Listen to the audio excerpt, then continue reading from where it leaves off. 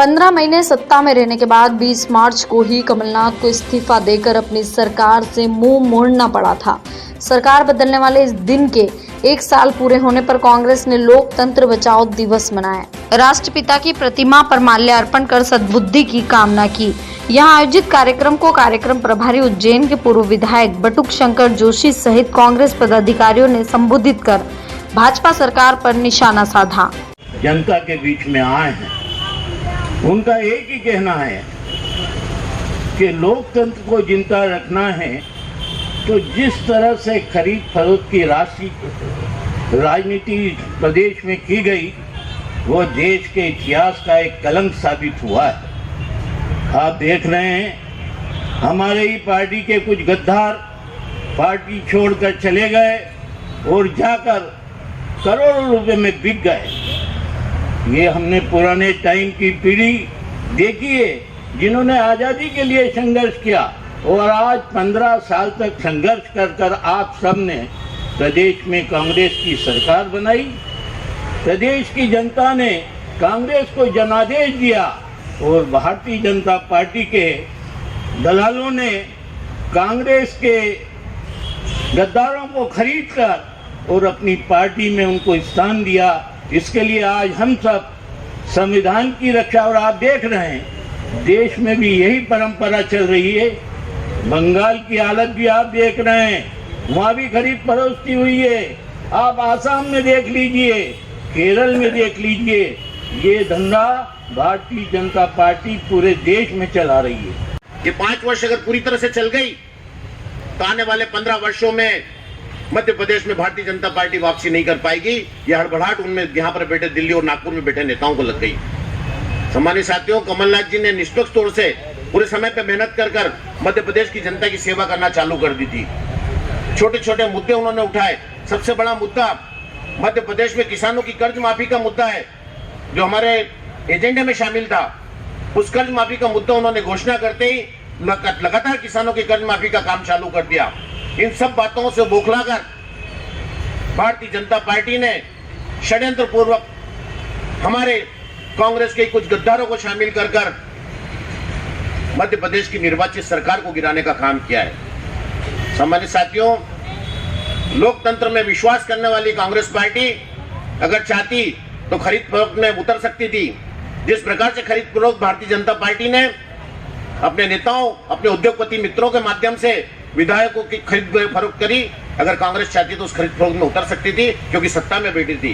बाद में कांग्रेस ने हाथों में राष्ट्रीय ध्वज लिए तिरंगा यात्रा निकाली, जो अंबेडकर सर्कल पहुंची। यहां कांग्रेस ने संविधान निर्माता डॉक्टर अंबेडकर की प्रतिमा पर माल्यार्पण किया।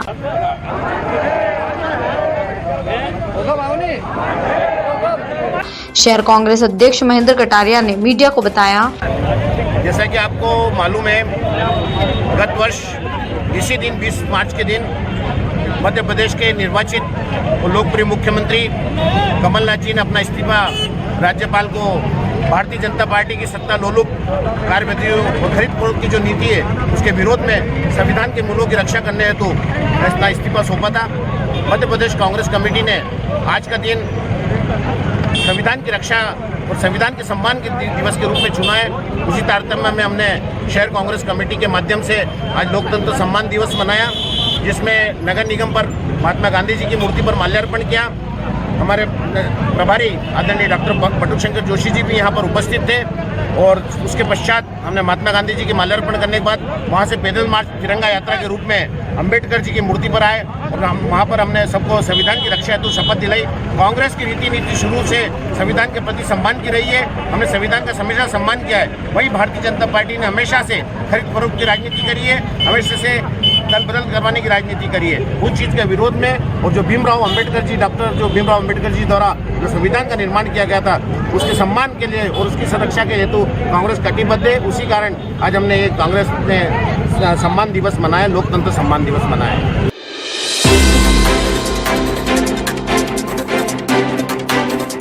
नगर निगम शहर को नंबर 1 बनाने के लिए एड़ी से चोटी तक का जोर लगा रहा है, लेकिन शहर में सफाई अभियान की मैदानी हकीकत कुछ और ही बयां करती है। शहर की सफाई व्यवस्था की बात करें तो स्वयं निगम दिया तले अंधेरे वाली कहावत को चरितार्थ कर रहा है। यह है नगर निगम से कुछ कदम दूर रतलाम विकास प्राधिकरण और सुधार न्यास की बिल्डिंग, जहां निगम के जन्म मृत्यु पंजीकरण सहित अन्य कार्यालय संचालित होते हैं। इन इमारतों के पीछे ही निगम कर्मियों ने कचरा घर बना रखा है, जहां ऑफिस का ही कचरा डाला जाता है, जो सफाई अभियान की पोल ही उजागर कर रहा है। सफाई में नंबर 1 बनने के लिए निगम सिर्फ दिखावटी सफाई और सजावट कर अपने ही हाथों से अपनी पीठ ही थपथपा रहा है।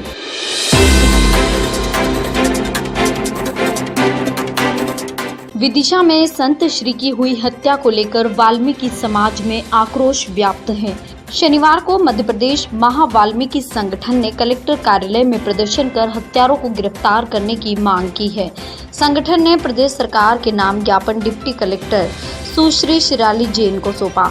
महा वाल्मीकि संगठन के प्रदेश अध्यक्ष राहुल निंदाने ने चेतावनी देते हुए कहा कि हत्यारे पकड़ में नहीं आए तो सफाई व्यवस्था ठप होगी।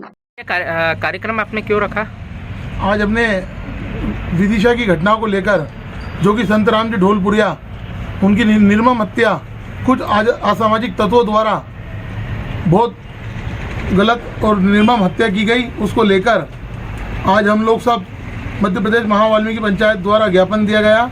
उसमें समस्त हिंदू संगठन यहाँ उपस्थित रहे और मध्य प्रदेश महा वाल्मीकि पंचायत पूरे मध्य प्रदेश में आह्वान कर रही है कि इस केस को लेकर और वाल्मीकि समाज पर लेकर अगर अत्याचार बंद नहीं होते तो हम पूरे मध्य प्रदेश में आंदोलन कर सफाई व्यवस्था जो कि वो है उसको बंद करेंगे और सड़क तक वाल्मीकि समाज इसका प्रदर्शन करेगी।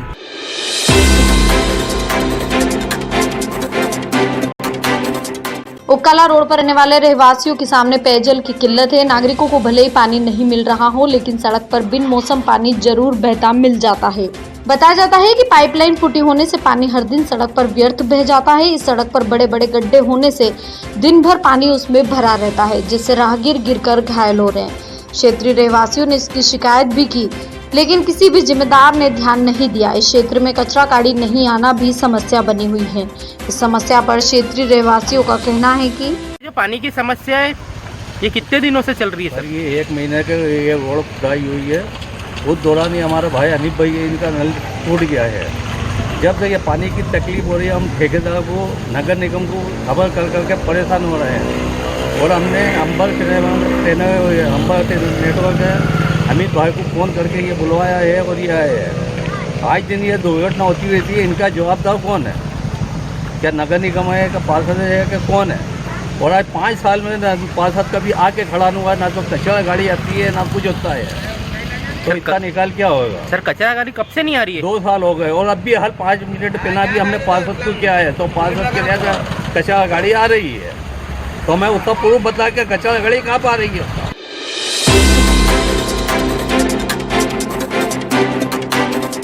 ऑनलाइन हुई योगा स्पर्धा में रतलाम की बेटी ने बाजी मारकर शहर का नाम प्रदेश में रोशन किया है। जवाहर व्यायामशाला में प्रशिक्षण लेने वाली महज 15 वर्षीय श्रद्धा जाधव ने राज्य स्तर पर गोल्ड मेडल जीता है। मध्य प्रदेश योगासन स्पोर्ट्स द्वारा आयोजित ऑनलाइन स्पर्धा 7 से 19 मार्च तक हुई थी, जिसमें श्रद्धा ने चारों राउंड पर जीत दर्ज की। स्पर्धा में 600 प्रतियोगियों ने शिरकत की थी। जीत दर्ज होने पर शनिवार को जवाहर व्यायामशाला संरक्षक दौलत पहलवान एवं सदस्यों ने स्वागत कर शुभकामनाएं दी।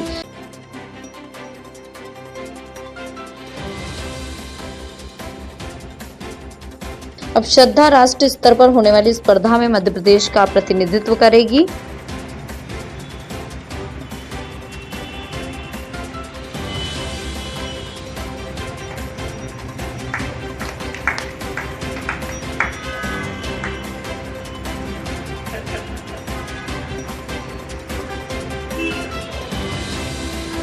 कोच जितेंद्र सिंह राणावत ने मीडिया को बताया, अभी मध्य प्रदेश योगासन स्पोर्ट्स एसोसिएशन के द्वारा आयोजित 7 मार्च से 19 मार्च तक योगासन प्रतियोगिता हुई थी, जिसमें रतलाम की जवाहर व्यायामशाला की श्रद्धा जाधव ने पूरे मध्य प्रदेश में अपना सर्वश्रेष्ठ प्रदर्शन करते हुए फर्स्ट स्थान प्राप्त किया है। और ये आगामी दिनों में 24 से 26 मार्च को होने वाली योगासन प्रतियोगिता में मध्य प्रदेश का राष्ट्रीय स्तर पर प्रतिनिधित्व करेगी।